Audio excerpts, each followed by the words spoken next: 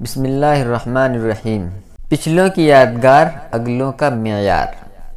سراج المحدثین حضرت مولانا نعمت اللہ اعظمی صاحب مدظلہ، از قلم حضرت مولانا سید فضیل احمد ناصری، آواز و پیشکش محمد شاداب رائے پوری۔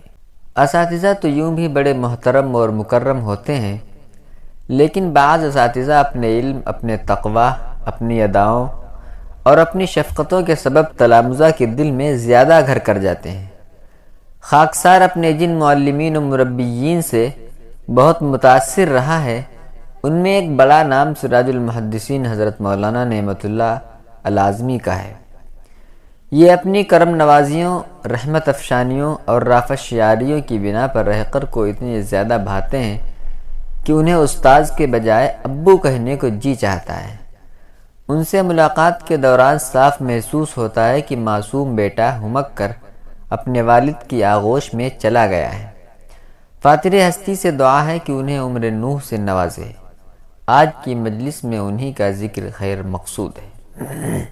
بیضوی رنگ، کتابی چہرہ، کشادہ پیشانی، گلاب کی پنکھڑیوں جیسے باریک لب، ان پر پان کی سرخیاں، معصوم صورت، بزرگانہ ادائیں، تکبیر اولیٰ کے پابند، نرم دم گفتگو، گرم دم جستجو، آپ کے تقیہ کلام۔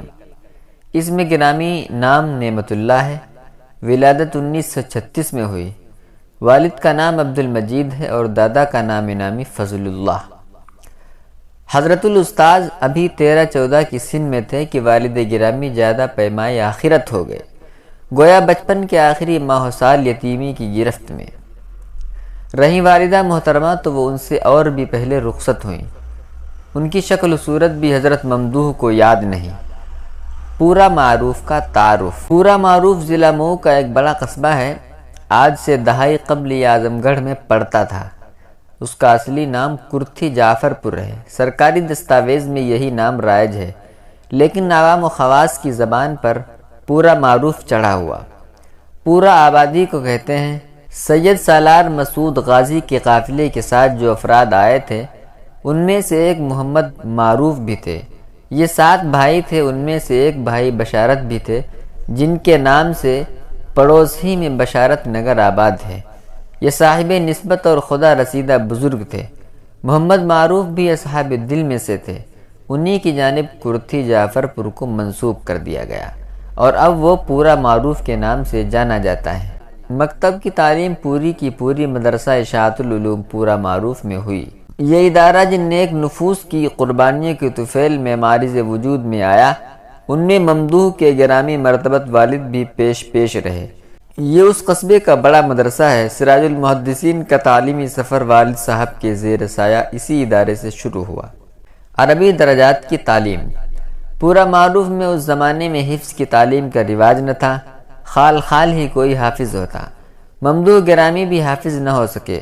مکتبی تعلیم سے فراغت کے بعد اسی ادارے میں سیدھے عربی تعلیم شروع کی۔ سلم العلوم تک یہیں پڑھا، دارالعلوم دیوبند میں۔ مدرسہ اشاعت العلوم میں اس وقت سلم العلوم کی جماعت تک کا ہی نظم تھا۔ ضرورت تھی کسی بڑے ادارے کی طرف رخ کرنے کی۔ برادر بزرگ حضرت مولانا امانت اللہ معروفی دارالعلوم دیوبند سے فارغ تھے۔ بھائی کے نقش قدم پر وہ بھی دارالعلوم دیوبند تشریف لے آئے۔ اس وقت جماعت بندی نہیں تھی، طلباء اپنے ذوق سے کتابوں کا انتخاب کرتے تھے۔ انہوں نے جلالین شریف کی جماعت میں داخلہ لیا۔ یہ تقسیم ہند کا قریبی زمانہ تھا۔ تحریک آزادی کے اثرات ہنوز قائم تھے۔ ادھر کے لوگ دھڑا دھڑ ادھر جا رہے تھے۔ انہی میں حکیم الاسلام قاری محمد طیب صاحب رحمۃ اللہ علیہ بھی تھے۔ نئی نویلی ریاست پاکستان کو وہ بھی جا لیے۔ ان کی غیر موجودگی میں دارالعلوم کی پوری ذمہ داری شیخ الاسلام حضرت مدنی رحمۃ اللہ علیہ نبھا رہے تھے۔ ان کی بڑی خواہش تھی کہ حکیم الاسلام واپس تشریف لے آئیں۔ پنڈت نہرو نے ساری کارروائی کے بعد ہندوستان بلا لیا۔ سراج المحدثین فرماتے ہیں کہ حکیم الاسلام سے پیشتر مشہور مورخ علامہ سید سلیمان ندوی بھی پاکستانی بن چکے تھے۔ ان کا یہ اقدام مولانا آزاد کے لیے بے حد دل شکن تھا۔ آزادی سے قبل کلکتہ سے اخبار الہلال نکلتا تھا۔ اس کے کالم نویسوں میں علامہ ندوی بھی تھے۔ وہ پاکستان گئے تو آزاد صاحب سیخ پا ہو گئے۔ پھر قاری صاحب نے بھی مملکت خداداد کو کوچ کیا تو مولانا کا مزاجی پارا ایسا فلک بوس ہوا کہ انہوں نے دارالعلوم دیوبند سے ہی قطع تعلق کر لیا۔ ان کا اشتعال اس وقت شبنمی سانچے میں ڈھلا جب قاری صاحب کی دیوبند واپسی عمل میں آئی۔ قاری صاحب کی واپسی کا منظر۔ سراج المحدثین کہتے ہیں کہ جب قاری صاحب پاکستان سے دوبارہ ہندوستان تشریف لائے تو دیوبند میں جوش و خروش فلک الافلاک پر تھا۔ استاذ ہو یا طالب علم، سب کا چہرہ خوشی سے دمک رہا تھا۔ دیوبند کے ریلوے اسٹیشن سے دارالعلوم تک طلبہ استقبال میں فرش راہ تھے۔ حضرت مدنی بنفس نفیس انہیں لینے کے لیے اسٹیشن پہنچے۔ عجیب پرکیف منظر تھا۔ دارالعلوم پہنچے تو دارالحدیث میں تقریب تھی۔ شیخ الاسلام نے اس تاریخی موقع پر کہا تھا: اے تماشا گاہ عالم روئے تو، اے تماشا گاہ عالم روئے تو کجا بہرے تماشا می روی۔ قاری صاحب نے اپنی تقریر میں کہا: حضرت مدنی نے جن خیالات کا میرے لیے اظہار کیا ہے وہ اپنے قلم سے لکھ دیں کہ قیامت کے دن بھی انہیں دہرا دوں گا تاکہ وہاں کے معاملات میرے لیے سہل ہو جائیں۔ سالانہ امتحان کا نتیجہ۔ حضور سراج المحدثین نے اپنی طالب علمی اس شان سے گزاری کہ گزرتے وقت کے ساتھ اپنے مشن میں پختہ تر ہوتے چلے گئے۔ مطالعہ، مذاکرہ، اعادہ آموختہ ان کا امتیازی وصف تھا۔ علم کی جو البقر نے انہیں اپنے عہد کے ممتاز ترین طلبہ میں رکھا۔ بس ایک کمی تھی کہ خط اچھا نہ تھا۔ دارالعلوم میں حسن خط پر اضافی نمبرات ملتے ہیں۔ یہی کمی سالانہ امتحانات میں انہیں زک پہنچاتی رہی۔ تاہم چشماہی امتحانات میں پوزیشن آتی رہی۔ بخاری شریف حضرت شیخ الاسلام سے پڑھی۔ سن فراغت 1373 ہجری ہے۔ نامور رفقائے درس میں فخر المحدثین حضرت مولانا سید محمد انظر شاہ صاحب کشمیری ہیں۔ بڑے اداروں کے حقیقی طالب علم اور نام نہاد طالب علم میں جہاں اور بہت سے فروق ہیں، وہیں یہ بھی ہے کہ حقیقی طالب علم حلقے احباب نہیں بناتا، اساتذہ کے پاس آمد و رفت نہیں رکھتا، کیونکہ اس سے تعلیمی سفر سست رو ہو جاتا ہے۔ ایسے طلباء ترقی معکوس کر کے طبلہ ہو جاتے ہیں۔ حضور سراج المحدثین نے بھی اسی طریق کو اپنایا۔ شم محفل کی طرح سب سے جدا، سب کے رفیق رہے، کسی استاد سے کوئی خاص رابطہ نہیں رہا۔ برائے نام تعلق رہا بھی تو حضرت شیخ الادب سے۔ علم کی بھوک نے فراغت کے بعد بھی ان کے قدم آزاد نہیں کیے۔ دورے کے بعد انہوں نے 1 سال فنون کی تکمیل میں بھی لگایا، مجالات تدریس میں۔ تکمیل فنون کے بعد ہی مسند تدریس سنبھال لی۔ شیخ الادب حضرت مولانا اعزاز علی امروہوی رحمۃ اللہ علیہ نے مدرسہ حسینیہ تاولی بھیج دیا۔ وہ وہیں لگ گئے اور کئی سال وہاں رہے۔ وہاں دل نہیں لگا تو کئی اور مدارس میں اپنی خدمات پیش کیں۔ اخیر میں مدرسہ مظہر العلوم بنارس کو اپنی نئی علمی جولان گاہ بنا لیا۔ پھر برسوں وہیں رہے، جم کر پڑھایا، ابتدائی کتابوں سے لے کر نہائی کتابوں تک، تاں کہ 1981 آ گیا۔ دارالعلوم نئی قیامتوں سے گزرا، تقسیم کا سانحہ پیش آیا۔ شیخ الادب حضرت مولانا وحید الزماں کیرانوی رحمۃ اللہ علیہ دارالعلوم کے چندے کے لیے بنارس پہنچے۔ دارالعلوم کی تدریس کے لیے انہوں نے ہی پیشکش کی، جسے سراج المحدثین نے بے تکلف قبول کر لی۔ 1982 میں دارالعلوم تشریف لائے اور علیہ میں تقرر ہوا۔ دارالعلوم کی تدریس ان کے لیے زین ارتقا بن گئی، ان کے کمال کو پر لگ گئے۔ علم تو پہلے ہی سے پختہ تھا، کتب بینی کا ذوق پیشتر سے ہی بالیدہ تھا، تدریس بھی کافی کچھ نکھر چکی تھی۔ دارالعلوم کی فضا نے اسے اور تابدار بنا دیا۔ درمیانی جماعت کی کتابوں سے لے کر دور حدیث کی کتابیں بھی ان کے ذمے آئیں۔ نچلی جماعتوں کی سب سے پہلی کتاب میبزی ہے اور دور حدیث کی موطا امام مالک۔ اب وہ کم و بیش 35 برسوں سے دور حدیث کے اہم ترین استاذ ہیں۔ علمی گہرائی و گہرائی میں لاریب یکو یگانہ۔ درس اتنا اعلیٰ کہ علم کے رسیہ طلباء انہیں اٹھنے نہ دیں۔ تہداری حیرت انگیز، استحضار بلا کا۔ تقریر کے دوران آنن فانن تحقیقات کے بحر الکاہل میں اتر جاتے ہیں اور طالبان علوم کے دامن کو لولو مرجان سے بھر دیتے ہیں۔ عیسائیت اور یہودیت پر بھی ان کی دقیق نظر ہے۔ علوم و فنون کی اسی غواصی نے انہیں بحر العلوم کہلوایا۔ اس وقت وہ بلا شبہ ایشیائی محدثین کے سروں کا تاج ہے۔ طحاوی شریف سے بے اعتنائی پر اظہار افسردگی۔ حضور سراج المحدثین حنفی ہی نہیں متسلب حنفی ہیں۔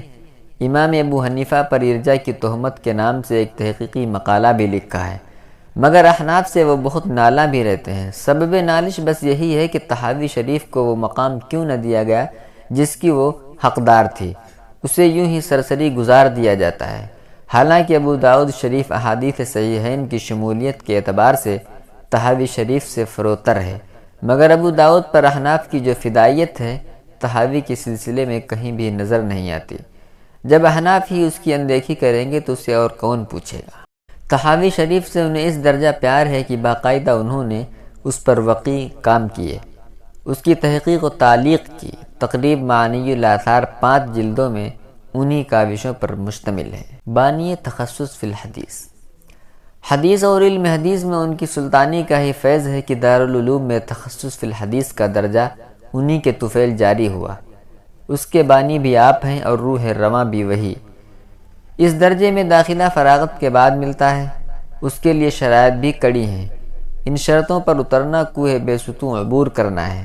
یہ دارالعلوم کا نہایت اہم درجہ ہے۔ بڑے بھائی کا ذکر خیر۔ وہ اپنے بڑے بھائی کے بڑے مداح ہیں۔ یہ حضرت مولانا امانت اللہ صاحب رحمۃ اللہ علیہ ہیں، نہایت گہرے عالم۔ والد صاحب رحمہ اللہ کی وفات کے بعد والد کی جگہ انہوں نے ہی لی۔ جب تک وہ حیات رہے سارا مشورہ انہی سے لیا۔ ان کی ایک ایک بات کو گرہ سے باندھے ہوئے بھائی سے محبت تقاضائے فطرت ہے، یہاں تو اخوت کی ہماگیری کے ساتھ ان کی قبلہ نمائی بھی ہاتھ لگ گئی۔ سراج المحدثین آج جس مقام پر ہیں اس کا سہرا بڑے بھائی کے سر سجتا ہے۔ مطالعہ اور صرف مطالعہ۔ اس وقت وہ کم و بیش 90 کے دہے میں چل رہے ہیں، لیکن ان کا مطالعاتی ذوق ہنوز روز اول۔ خوب پڑھتے ہیں۔ کتب خانہ دارالعلوم کی کوئی بھی کتاب ان کی ورق گردانی سے نہ بچ سکی۔ کسی کے پاس کتابوں کا ذخیرہ ہے اور اس کے یہاں ان کی آمد و رفت ہے تو وہاں بھی یہی وظیفہ۔ کتاب ملی اور وہیں لپٹ گئے، بیٹھنا مشکل ہوا تو لیٹ گئے، مگر کتاب نہیں چھوڑی۔ اگر انہیں کرم کتابی کہا جائے تو غلط نہ ہوگا، وہ اس حوالے سے بھی ضرب المثل بن چکے ہیں۔ مناسب سے لا تعلقی۔ حضور سراج المحدثین اور مناسب دریا کے 2 کنارے ہیں جو کبھی ہم بغل نہیں ہو سکتے، چنانچہ کبھی بھی انہوں نے کلیدی مناسب قبول نہیں کیے۔ حضرت مولانا مفتی سعید احمد پالنپوری رحمۃ اللہ علیہ کی وفات کے بعد صدارت تدریس اور شیخ الحدیثی کے لیے انہی کا نام تجویز ہوا، لیکن بڑے بھائی کی نصیحت نے انہیں قبول کرنے نہیں دیا۔ ایک ملاقات میں نے عرض کیا کہ حضرت یہ تو کوئی ایسا شرعی مسئلہ نہیں تھا کہ بھائی کی نصیحت کو سد راہ بناتے۔ کہنے لگے کہ ان سے کیا ہوا وعدہ میں توڑنا نہیں چاہتا تھا۔ احقاق حق و ابطال باطل۔ حضرت الاستاذ ایک مدرس ہونے کے ساتھ ایک داعی اور مصلح بھی ہیں۔ وہ علماء دیوبند کے اس طبقے سے تعلق رکھتے ہیں جن کے یہاں باطل پر سکوت کا کوئی خانہ نہیں ہوتا۔ حق کے خلاف کوئی آواز اٹھے فوراً اس کی دم پر پاؤں رکھ دیتے ہیں۔ احقاق حق اور ابطال باطل میں نے انہیں چاق و چوبند پایا ہے، خوب گرجتے برستے ہیں۔ اگر اپنی ہی جماعت کے کسی بندے سے چوک ہوئی تو وہ اولا نرمی سے افہام و تفہیم کو اپناتے ہیں، اگر یہ کارگر نہ ہوا تو تحریر بھی لکھ جاتے ہیں۔ حدیث جساسہ ایسے ہی ایک موقع کی تیار کردہ تصنیف ہے۔ تصنیفات و تالیفات۔ حضور والا کا شمار ادیبوں میں نہیں خالص محدثین میں ہوتا ہے، اس لیے ان کے قلم میں ادیبوں جیسی شگفتگی اور روانی گرچہ نہیں ہوتی، مگر علمی زور اور محدثانہ تلاطم جوبن پر ہوتا ہے۔ ان کی کتابیں دیکھی آنکھیں 4 ہو جائیں گی۔ ایک کتاب نعمت المنیم کے نام سے 2 حصوں میں ہے۔ پہلا حصہ مسلم شریف کے مقدمہ کی زوردار شرح اور دوسرا مسلم جلد ثانی کی کتاب البیوع وغیرہ سے متعلق۔ شیخ الاسلام حضرت مدنی رحمۃ اللہ علیہ کے دروس بخاری بھی انہوں نے مرتب کیے، جو اہل علم و تحقیق کے لیے خاصے کی چیز ہے۔ ایک رسالہ حدیث جساسہ کے عنوان سے ہے۔ حضرت الاستاذ مفتی سعید احمد پالنپوری رحمۃ اللہ علیہ نے اپنی کتاب تحفۃ العلمائی میں حدیث جساسہ کی نفی کی تھی، اسی کے رد میں یہ تصنیف منظر عام پر آئی۔ ایک تازہ رسالہ اللہ پر ایمان کیا ہے کے نام سے طبع ہوا ہے، جس نے توحید کے عقائد کو پوری طرح علم نشرح کر دیا ہے۔ رہی بات تقریب معنی الاثار کی تو اس پر تبصرہ پچھلی سطور میں ہو چکا۔ ترجمہ قرآن۔ سراج المحدثین نے محدثانہ عظمتوں کے پھریرے اڑانے کے بعد اب ایک نیا کام پیش کیا ہے۔ یہ ایسا کام ہے کہ اہل علم خوشی سے بلیوں اچھل رہے ہیں۔ یہ کام ہے جدید ترجمہ قرآن۔ جاننے والے جانتے ہیں کہ اس دور میں ترجمہ قرآن کثرت سے آ چکے ہیں اور ہر حلقے نے اس پر خوب توجہ دی ہے۔ خود علماء دیوبند کی طرف سے بھی کئی ترجمے چھپ چکے ہیں۔ حضور سراج المحدثین کو اس کا ہمیشہ احساس رہا کہ جلالین کے طرز پر اردو میں کوئی جدید ترجمہ شائع ہو۔ حضرت تھانوی رحمۃ اللہ علیہ کا ترجمہ اپنی زبان و بیان کے لحاظ سے اب سہل الالتقاط نہیں رہا۔ قدیم اردو، پچھلی تعبیرات اردو کے کرونائی دور میں ناقابل فہم ہو چکی ہیں۔ اسی لیے انہوں نے قلم اٹھایا، پہلے تو سورہ قاف سے سورہ ناس تک کا ترجمہ لکھا، اس کے بعد سورہ فاتحہ سے ما بقیہ کی تکمیل کی۔ یہ عظیم علمی شاہکار لاک ڈاؤن کے زمانے میں وجود میں آیا ہے۔ اسی تکمیل کی خوشی میں دارالعلوم کے مہمان خانے میں ایک شاندار تقریب رکھی، جس میں دیوبند کی متعدد علمی شخصیات نے شرکت کی۔ بلا شبہ یہ سراج المحدثین کا بڑا کارنامہ ہے۔ حضرت الاستاذ میں وفور علم کے ساتھ تواضع بھی بھرپور ہے۔ اپنے علم اور تواضع کا اجتماع کم و بیش محال ہو چکا ہے۔ اللہ انہیں صحت و عافیت کے ساتھ عمر خضر عطا فرمائے، کیونکہ ان کا وجود سراپا غنیمت اور مجسمہ نعمت ہے۔ آمین یا رب العالمین۔